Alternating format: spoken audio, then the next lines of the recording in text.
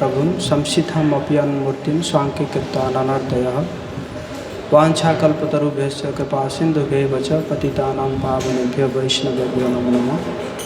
जय श्री कृष्ण चैतन्य प्रभु नित्यानंद श्री अद्वैत गदाधर शिवासादि गौर भक्तवृंद। हरे कृष्णा कृष्ण कृष्ण हरे हरे, हरे राम राम राम हरे हरे। नमो ओम विष्णुपदाय कृष्ण पृष्ठाय भूतले श्रीमते भक्ति वेदांत स्वामिनिति नामिने नमस्ते सरस्वती देवी गौरवाणी प्रचारिणी निर्विशेष शून्यवादी पाश्चात्य देशताय। तो हम सब अभी नामाचार्य श्रील हरिदास ठाकुर के समाधि स्थल में है। वैष्णव का प्रकट और अप्रकट समान होता है। हमारे कई आचार्य जब शरीर छोड़ देते हैं तो उनको उनके जो शरीर को मंदिर में भी लेके जाया जाता है, मंदिर में परिक्रमा भी कराया जाता है। तो वैष्णव का समाधि भी वो क्या हो जाता है, एक मंदिर जैसा हो जाता है। तो अभी हम जाएंगे, इसके बाद जाएंगे सिद्ध बकुल। वहाँ पे हरिदास ठाकुर का भजन कुटीर था और ये जो है समाधि स्थल है। तो हरिदास ठाकुर के बारे में जो लोग नहीं जानते होंगे, कृष्ण लीला में ब्रह्मा जी कुछ भगवान जी के प्रति अपराध किए थे। भगवान जी के सारे सखाएं और उनके जो बछड़ों को चुरा लिए थे। तो इसी कारण भगवान बहुत नाराज़ थे ब्रह्मा जी से। ब्रह्मा जी बहुत आके स्तुति करते हैं, लेकिन भगवान उनको कुछ आंसर नहीं देते हैं, उत्तर नहीं देते हैं। उसके बाद ब्रह्मा जी को ऐसा लगता है कि शायद मैं बहुत बड़ा पोस्ट में हूँ इस संसार में और इसी कारण शायद मेरे अंदर घमंड आया है। तो इसलिए वो प्रार्थना करते हैं कि मैं जो लीला में आऊँगा अभी, तो एक नीच कुल में जन्म होगा। मैं एक नीच कुल में जन्म होना चाहता हूँ ताकि मेरे अंदर वो घमंड ना आए। तो इसलिए जो हरिदास ठाकुर है वो जन्म होते हैं मुसलमान परिवार में।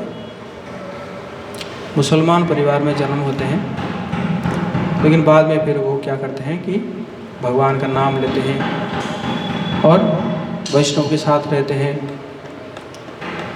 उसके कारण उनको बहुत कष्ट सहन करना पड़ा। जो मुसलमान के जो काजी है, जो भी रूलर है,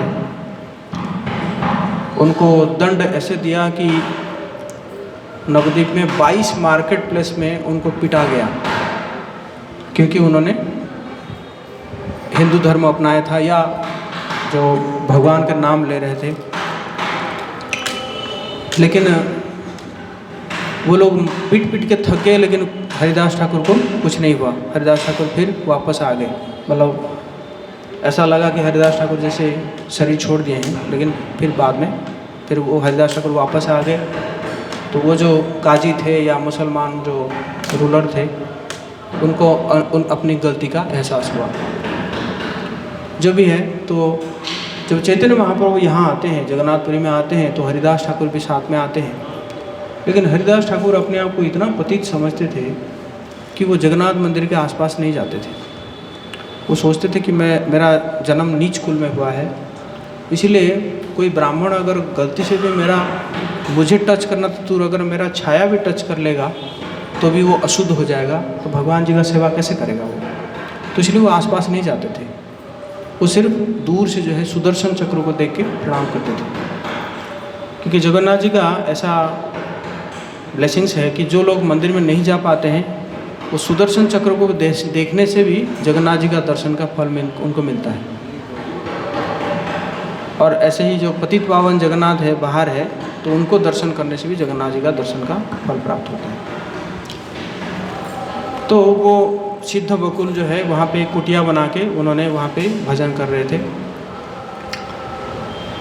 तो एक समय में बहुत उस समय बूढ़ा हो गए लेकिन रोज उन्होंने व्रत क्या लिया था व्रत? 3 लाख नाम लेंगे रोज। 3 लाख मतलब 192 माला, जैसे हम लोग माला करते हैं ना, तो 3 लाख नाम रोज लेना है, उसके बाद जाके अन्न जल ग्रहण करना है, ऐसे उन्होंने व्रत लिया था। लेकिन जब बूढ़ा हो गए तो बहुत शरीर साथ नहीं दे रहा था, तो क्या हुआ कि और महाप्रभु रोज़ क्या करते थे, क्योंकि हरिदास ठाकुर नहीं आते थे मंदिर में, तो महाप्रभु रोज़ क्या करते थे, महाप्रभु का जो सर्वेंट थे गोविंद, उनके साथ वो क्या करते थे कि जगन्नाथ जी का महाप्रसाद भेजते थे, और महाप्रभु भी एक बार जाते थे उनको दर्शन देने के लिए मतलब महाप्रभु रोज़ जाते थे हरिदास ठाकुर के पास दर्शन देने के लिए। तो एक दिन गोविंद जो है बहुत सारा महाप्रसाद लेकर पहुंचा, तो हरिदास ठाकुर कहे कि मेरी मजबूरी यह है कि मैंने मेरा नाम तो मेरा व्रत पूरा नहीं हुआ है, और तुम प्रसाद लेकर आए हो, प्रसाद को भी मैं असम्मान नहीं कर सकता। तो उन्होंने फिर प्रणाम करके एक दाना लेते हैं। तो गोविंद आके फिर महाप्रभु को बोलते हैं कि ऐसा जो है हरिदास ठाकुर का अवस्था है। तो फिर महाप्रभु जाते हैं, हरिदास ठाकुर के पास जाते हैं और जाके कहते कि हरिदास क्या हालचाल है। तो हरिदास ठाकुर कहते हैं कि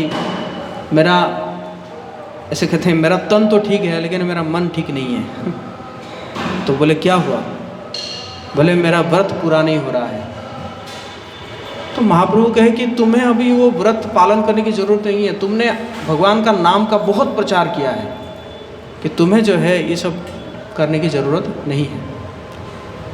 फिर हरिदास ठाकुर ने मैं क्या हूँ, मैं तो एक कीड़ा से भी निम्न हूँ, ऐसे कहते हैं अपने आप को।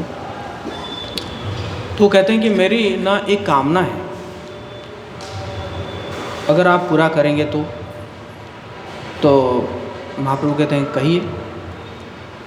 कहते हैं कि मुझे पता चल गया है कि आप भी बहुत जल्दी अप्रकट होने वाले हैं, इस संसार से अप्रकट होने वाले हैं और आप अप्रकट हो जाएंगे। वैसे हरिदास ठाकुर बहुत बड़े थे चैतन्य महाप्रभु से, आप अप्रकट हो जाएंगे तो मैं उसको सहन नहीं कर सकता।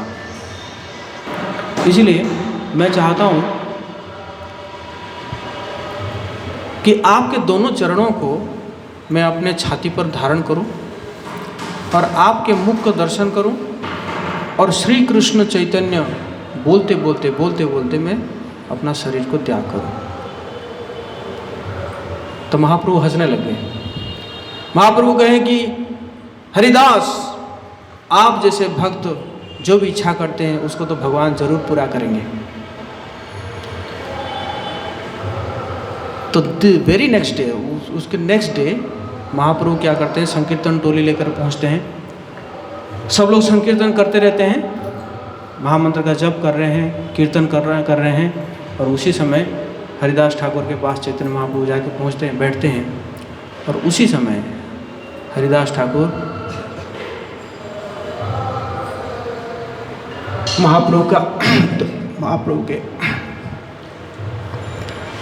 महाप्रभु के दोनों चरणों को अपने छाती पर धारण करके और उनके मुख को देखते हुए श्री कृष्ण चैतन्य श्री कृष्ण चैतन्य श्री कृष्ण चैतन्य बोलते हुए अपने शरीर को प्रकट करते हैं, त्याग करते हैं। तो वो जो समय था, उस समय में सभी भक्त जोर जोर से कीर्तन करते हैं और सभी भक्तों को याद आता है भीष्म पितामह के बारे में। जैसे भीष्म पितामह भी इच्छा मृत्यु का वरदान लिए थे, भीष्म पितामह भी यही चाह रहे थे कि जब भगवान मेरे सामने होंगे और उनको देखते देखते मैं जो क्या करूँगा, अपना शरीर को प्रकट करूँगा।